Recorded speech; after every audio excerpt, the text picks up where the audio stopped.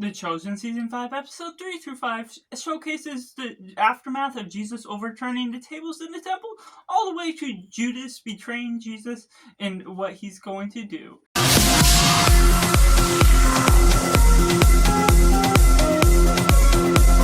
Welcome to Cinema, where we focus on the film. I'm Joss, this is Simply Cinema. Let me know down in the comments below what you thought of The Chosen Season 5 Part 2, which is episodes 3 through 5, which I got to see in theaters early, and I'd love to know what your experience was if you got to see it early, or if you're watching this later and watching on streaming. Make sure to like this video if you enjoy it, subscribe if you haven't already to join in the film culture community, where we talk about the love of cinema as a whole, and getting into it, just the positives. I love the immersion to the Chosen series thus far.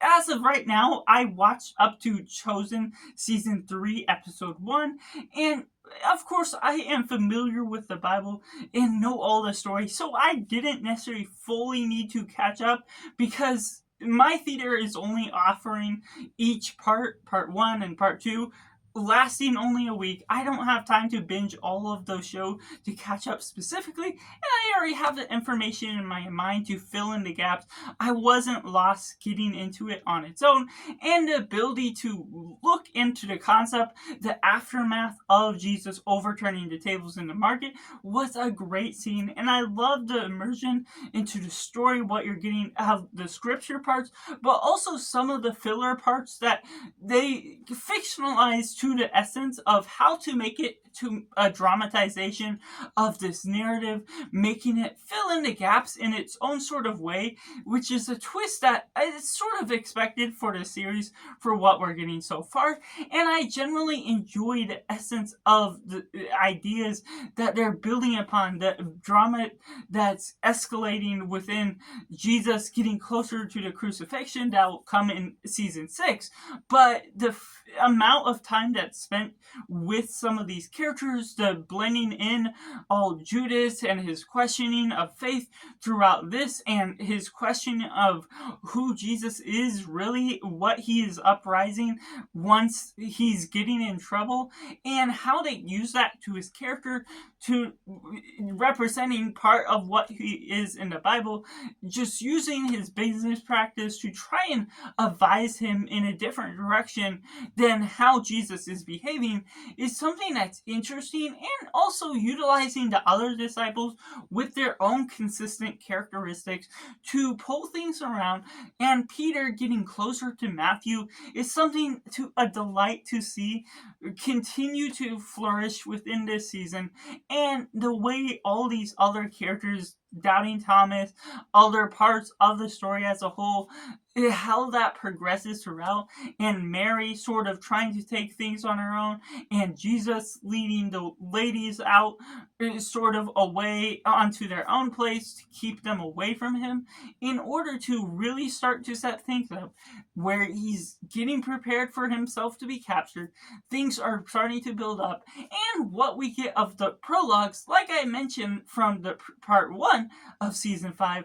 all the prologues are capturing the Last Supper scene itself, which is very fitting to the idea of this season itself, what it's titled, and utilizing that. And I'm just discovering that all of the scenes are being put backwards and flowing on through the beginning of each episode. Each part of the Last Supper is starting and ending with the last phrase, which is quite clever. There's some interesting ideas and tropes behind that editing practice. So the idea of each scene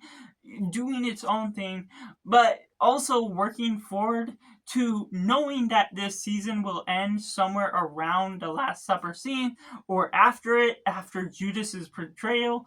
of how that was all going on. Now we see this season ends with Judas ending up at the priest's place, that he'll give the information and everything will go down within the season finale in the last 3 episodes next week. But the way things come about is just delivering on multiple different fronts of what the Bible is capturing. Now there's more material to what this part of the story is within the Bible, so while there is still its own narrative, how it's choosing to utilize the characteristics of the disciples, and influence parts of the story that aren't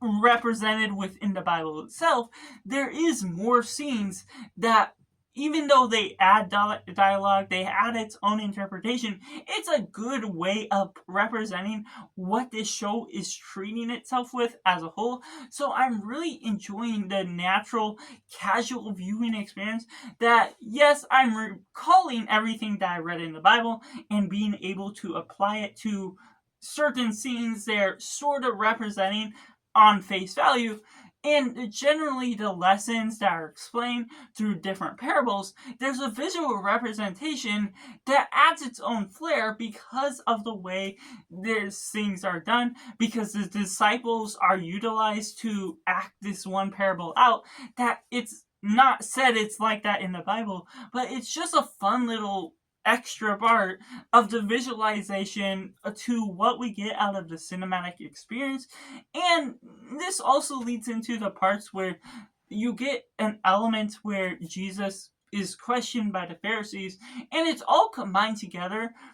within this one part, all the different questions, whereas the Bible, I believe it separated those parts out. There's multiple parts where the Pharisees question Jesus, but the way it comes together makes sense for the scenes as a whole. The flow of the story, the structure is more sound than I kind of have been liking within some of the previous seasons that I've seen thus far. And so generally what we're getting out of it is sound and solid to the nature of what I kind of expect from the show so far, which takes me into the mixed months. And I've said it before within part 1 and kind of have to say it again briefly.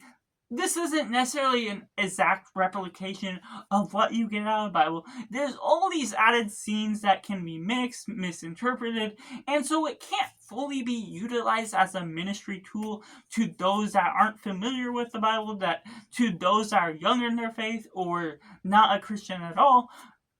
Because, well, it can be a clever way of enjoying the experience of seeing the visualization. You don't want to throw people off, get confused with what's in the Bible, what's not, and how that can misinterpret the resharing of your faith or resharing the stories that are actually in the Bible, what's meant to be shared with others. That just can throw off the general essence of what this story has to hold. Now, it doesn't fully bother me anymore, but at the same time, I have to go into this different mindset where I can't take it too literally because of all of the parts that are added in that aren't an asset to what the Bible has to share as a whole. So that's just my personal thoughts on Season 5, Episode 3 through 5, which I have to rate as simply 7.5 out of 10. Let me know down in the comments below, what did you think of The Chosen, The Last Supper, Parts 2?